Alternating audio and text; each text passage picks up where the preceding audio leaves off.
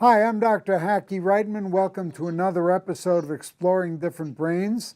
And today we're very fortunate to have with us Marcie Ciampi, who's the head of Ultra Testing, who's a poet, an artist, and does so many different things we're going to hear all about. Marcie, welcome. Thank you. Thank you so much for having me here today. As I mentioned earlier, I feel like I already know you from our interactions on social media and through your website. And thank you for all you do. I share your articles and interviews frequently at Ultra Testing, and they're just a wealth of information. So, really appreciate your efforts and your organization. Well, thank you very much. We're going to learn and teach our audience all the great stuff you're doing. But first, we'll start with just some background. Tell us about yourself. Well, my name is Marcie Ciampi, and my author's name or pen name is Samantha Craft. More people know me by Samantha Craft. I started a blog over 6 years ago, shortly after I was diagnosed with Asperger's syndrome. At that time, there wasn't a lot of information that I could readily find online about females with Asperger's. There were a couple authors that were wonderful that I looked into their books, but other than that, it was very much lacking. And I was processing what it was like to be an adult on the spectrum, diagnosed later in years. It launched after I was pursuing a second master's degree in counseling. And the head of the department of the college, I went up to him and told him that more than likely I was on the spectrum. I was seeking diagnosis. And for about 5 minutes, he continued, he started to belittle me and question me and make assumptions about me that I was saying that had Asperger's based on my son having Asperger's, that I was inventing by diagnosis so I could feel closer to him, that I was announcing to the world that I had a broken brain. Was I going to medicate him and damage him essentially? And so the reaction I got from the professor really shocked me and had a dramatic effect on my life. And what I did is I channeled that negativity and that hurt into something more productive and more beautiful in the world. And I started writing about my experience as a woman on the spectrum. Later on, after more than 1,000 pages of that blog and writing every day for more than a year, in a total of 4 years, I believe, many people started asking if I would turn the blog into a book. And so it's now in its second edition, picked up by a publisher in the UK called Your Stories Matter. He focuses on stories written by actual people who are neurodivergent. So I'm very proud to be part of that establishment. In addition, I have 3 sons. We live in the state of Washington. And my middle son, who's now just turned 20, Andrew, is on the autism spectrum, diagnosed with Asperger's at age 4. And he is doing very well in his first year at college this year. So we're excited about that. I used to be a school teacher. I have a master's in education, taught for several years. And as you mentioned, I also like to paint and write poetry. I have 3 blogs in total. I have another blog called Everyday Aspie, and I'm also the senior recruiter and inclusion and diversity specialist at Ultra Testing, which is a company with a neurodiverse hiring initiative, and I can talk to you more about that in a while. Based on this terrific background you have and the fact that your brain is obviously high octane, you're a lot smarter than me. So I want to ask you, Say that. where do you think the research community, the autism research community, might be going wrong at this time that might be redirected, if you have an opinion on that? It's an interesting question. I haven't spent a lot of time thinking about that. Off the top of my head, I would say one way they've majorly had it wrong is that their scope is too narrow. They're forgetting that autism covers a broad range of individuals, including women, including people that are over 30, including people that aren't Caucasian. So they're, and also I'd say that's one factor. I'd say another factor is forgetting to go to the source itself, autistic individuals. and asking them, because so often I have a Facebook page called Everyday Aspergers, and so often I'll post a study or some news, and they'll say, "Well, duh, we knew that years ago." Nothing new there. They could have just asked a room full of autistics. Yeah, really. Doing all this research when they, why don't you just go to the source and ask the autistic adults and find out more about what's going on with us. And the ones that don't speak in traditional manners as well, you can ask them through communication devices. Ask us, ask the children. um, I think also where they have it wrong is they undermine and underscore our accomplishments and where we are successful. On my website, my personal website, called Spectrum Suite. Suite is in an office, SUITE. It's myspectrumsuite.com. I spent a long time listing all different autistics around the world, and autistics that are doing different things, artists, speakers, authors, advocates, so that when I meet with parents or other autistic individuals, I could say, we are successing. We are having successes. Some of us, of course, aren't. And that's not to undermine or underscore the people that do have huge challenges and having a hard time with certain types of success in life. But there are autistics that are. And so I would say to focus, if the media could focus more on that. Too often, if you're watching a newscast in the last several years, you'll see a superior standing above this inferior white Caucasian tech person, male, sitting at his computer saying, well, we learn just to be frank towards them. We learn, just to say it as it is. We're tailoring so they understand us. And it's so demeaning, and it's so stereotypical, and why aren't they both standing at an equal level? And why isn't the autistic person the one that's the manager standing up, and the non-autistic one the one on the computer? And why isn't that autistic manager saying, yeah, we're working to teach them the way our brain works, so that we can have a environment that's more inclusive, and we understand our differences, and we understand diversity, and we celebrate that. So much of it is about singling out what's wrong, and fixing, and how to make us better, when a lot of us already think we're just fine the way we are. Now, regarding females, have you run into Tanya Marshall in Australia? Yes, I have. She actually featured me in one of her earlier books. The Aspian female. Yes, Yes. I'm featured in there. She also reviewed my book, Everyday Aspergers, for me. And we've had associations, not so much recently, but we've had associations and conversations online through social media. So yes, I am aware of her works. I'm aware of several different advocates and authors and speakers' works, and I try to keep very updated on what's going on in the autism community and the culture. I don't know what the real numbers are. What's your best guess as to any ratios? I'm starting to see the numbers are increasing from up to between 1 and 2% to more closer to 3%. And I would venture to say, of the population, and I'd venture to say that autistics as a whole is going to continue to rise as more people that have self-diagnosed come out. More people are correctly diagnosed that have been incorrectly diagnosed, so often, particularly females. And as far as the ratio between males and females, personally, I think it's more of a 1-to-1, but that we present in a different way than males on the spectrum, so that we're often we slip through, and we're not identified usually at all, and if so, not till a latter age. Yeah. And it doesn't help the fact that most of the stuff is written by men, or has been historically up to this Yeah, I've point. talked about that. Not only is it not only written by men, but it's also written by people who aren't autistic.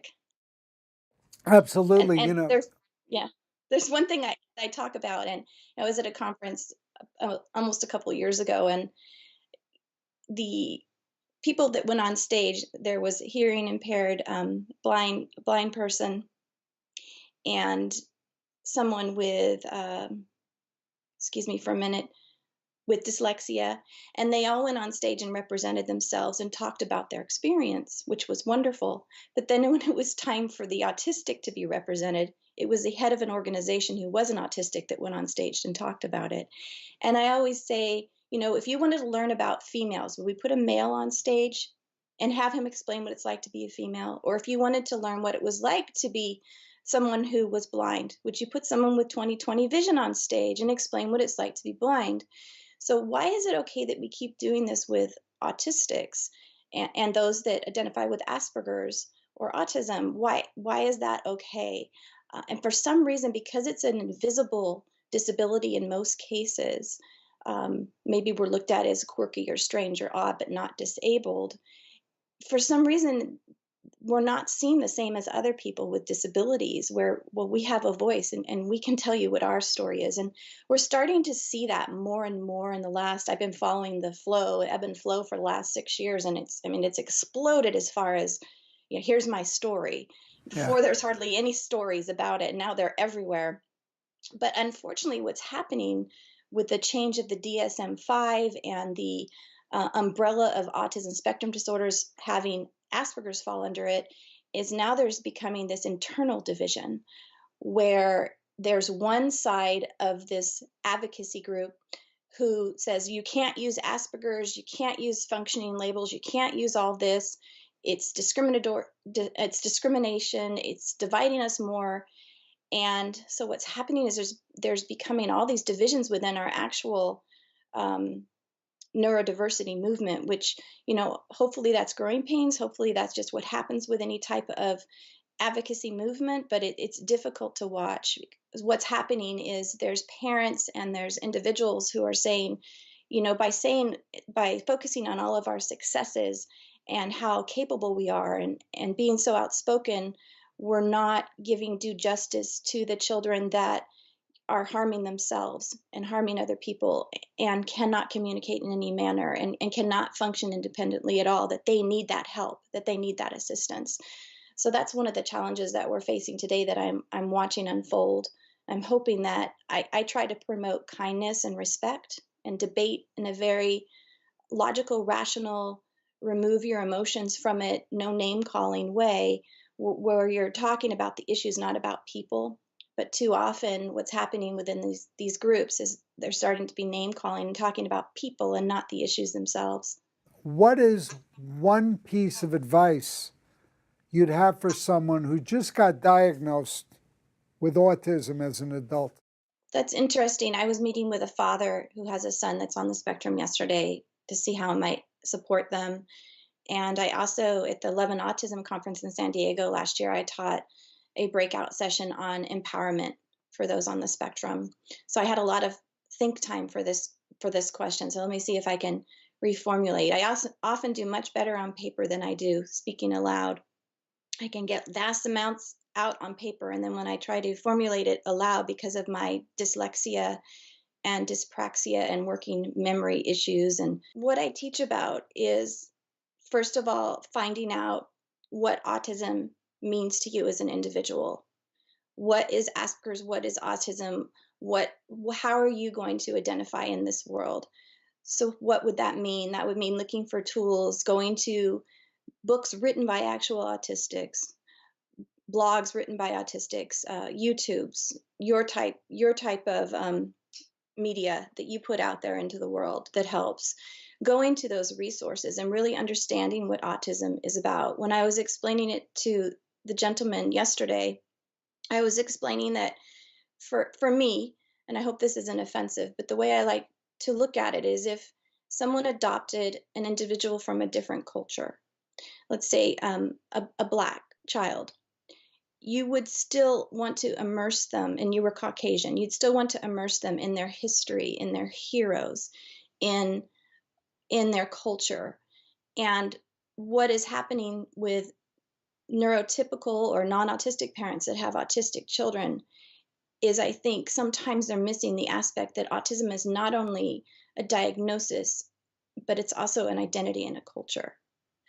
So it's so important to understand that culture and where you come from and what the history is and who your people are. So identifying what does autism mean to you as an individual. Is it something that you want to label yourself with? Is it something you want to identify with? And if so, then is it a disorder? Is it a condition? Is it a diagnosis? Or it is simply a different way of processing and seeing and being in the world? So that would be a first step. And the second step would be finding your culture, finding your people, so that you can validate and realize that you aren't alone, that there are millions of other people out there who have the same, very similar experiences with generalized anxiety and post traumatic stress and social fears and needing to have, a day or two off to recuperate from going to a small party, that you aren't alone in your anticipatory anxiety and your um, issues with short-term and long-term memory, whatever it may be, and looking at that you're not alone in your challenges, and then looking from there that you're also have these gifts and this beauty that you can bring to the world from having a different perspective, from being able to think outside the box, from not being this militant soldier that follows these social norms, but actually questioning, why are we doing it this way? Marcie, tell us some of the factors that played into your winning the Community Achievement Award in 2017 at the ANCA World Autism Festival. That is a festival that's held in Vancouver, Canada, and Leonora is one of the founders. And I had attended the conference in 2016 and was hugely inspired by it. It was a gathering from people all over the world. And what I really appreciated about the place is the the children and the young adults on the spectrum. There were some who didn't speak in a traditional way, and they were allowed to stim and just walk back and forth and make noises and be themselves. And it was nothing about how do we fix this. It was all about how do we celebrate autistics and our skills and talents and accomplishments. And so how it came about is I was recognized for my accomplishment of community outreach. I've had correspondences voluntarily unpaid with probably over 10,000 people on the spectrum through social media and through conferences and such, emails. And that was one of the reasons I was recognized, and also from my work at Ultra Testing, creating a neurodiverse hiring process that really reflects best hiring practices and best practices for those on the spectrum. And I was recognized for my contribution of the book Everyday Aspergers, which is my journey from childhood to current times of what it's like to look through the eyes of a female on the spectrum. So it was a kind of a combination of my history over the last several years of what I'd been doing and where I'd put my times and effort. And I was very humbled and delighted at the same time, because it's one of the most beautiful experiences I had going to that conference, because of the genuine respect and love that was given to everyone there, despite how they might seem or appear different. Very, very nice, and you're very deserving of any award they can give you, really. How does our audience learn more about you? I have a website that I mentioned earlier, Spectrum Suite. It's myspectrumsuite.com, and suite is in an office suite, SUITE. And actually there I have a page that I worked on while at Ultra it's probably over 2, maybe 3 years work. And it's an employment resource page that lists dozens and dozens of resources for autistics related to employment, including who's hiring those on the spectrum, and organizations and vocational organizations as well, autistic organizations. The website has links to my 3 blogs, Everyday Aspergers, Everyday Aspie, and Belly of a Star, which is my artistic poetry blog. It has links to hundreds of blogs from autistic individuals. It has information on where to go to advocate for yourself, self-advocacy groups. It has safe Facebook groups for autistics and Aspergers individuals to join. It also explains a little bit more about me, my books, and it also has interviews, including Judy Singer, the founder of the term neurodiversity. So there's interviews of some autistics both public figures and artists there. So there's just a wealth of information. It's kind of my baby. One of my interests is autism. And so it's kind of my art piece of autism there. Also, one of my favorite articles on there is what can I do now if I think I'm on the autism spectrum? Can I do now, or what now? Something like that. And at the bottom of that article, it lists many different resources for females on the spectrum, books and organizations that they can go to. So it's a great launching pad. Could be a bit overwhelming, but you could likely spend a few years there at the website if you wanted to. Give us your definition from your unique perspective of neurodiversity. For me, neurodiversity is the ways that some individuals' brains differ from the typical brain, which doesn't mean that it's less than or greater than. It just means that it sometimes presents as different, and it's a different way of seeing and perceiving and processing the world, and that neurodiversity isn't something that needs to be seen as a disability, or isn't something that's a disability. It's just a way of being in this world, and that the more we can recognize people's differences and accept them and value them, the better place it will be for everyone. And the neurodiversity umbrella, it's growing. It includes those on the spectrum, those that have ADHD, mood disorders like PTSD, generalized anxiety disorder, dyslexia, dysgraphia, dyspraxia. And it's also growing to include even people who've had brain injuries. So, I mean, feasibly, it can continue to grow until everyone's neurodiverse. Well, that is very well said. That is very well said. Thank you for that.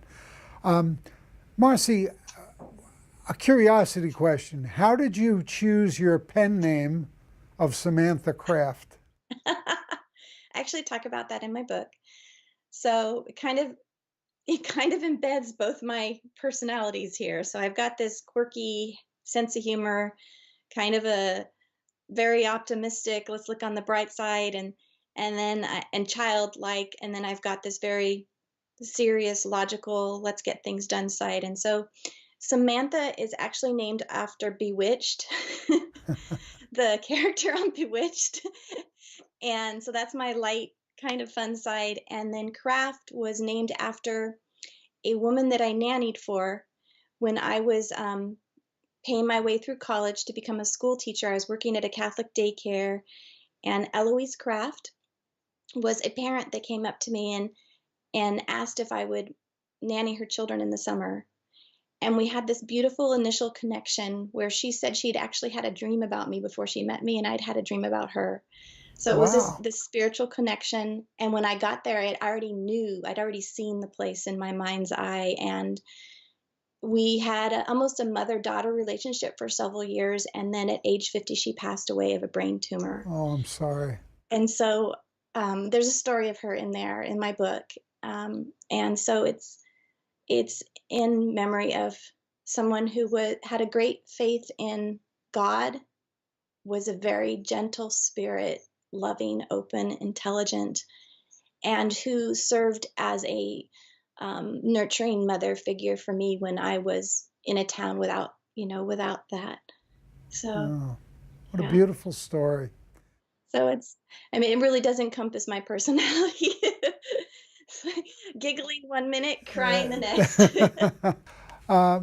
Marcie Ciampi, who writes under the nom de plume of Samantha Craft, it's been such a pleasure having you today on Exploring Different Brains. Thank you so much for being with us. I really enjoyed the opportunity and your presence, and felt very comfortable speaking with you. And thank you again for everything you're doing to contribute to the neurodiverse community. Thank you.